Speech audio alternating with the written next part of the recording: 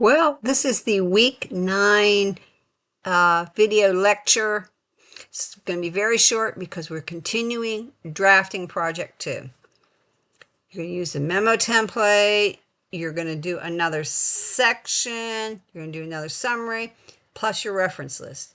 Like I talked about in the week 7 recap, looking ahead to week 8, you need to cite your AI direct quotes and either as a narrative or a parenthetical citation, and you need to have a reference list. Okay, and how to format this is in the template. Don't change the template. Same as we did for week 8.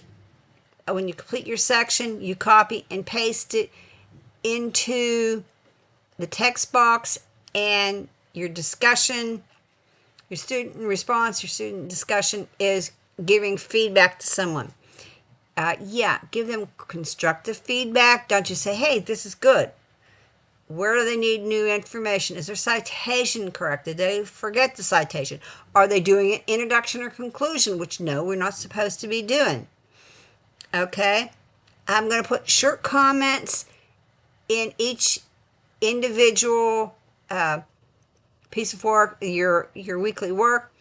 What I am going to do is I will talk about this in general errors, places that need improvement in a video that I will post in an announcement so that you can see.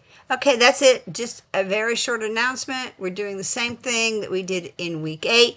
We're just working on getting these projects done because guess what? A completed draft is due next week, which will be week 10. What is also important, week 10 is on Halloween.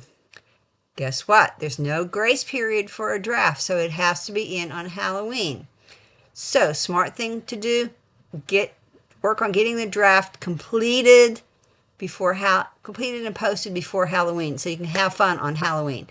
Drafts are due on Halloween, no grace period, so get it done and you can enjoy the weekend. That's all I have for this short video lecture. Have fun on Halloween.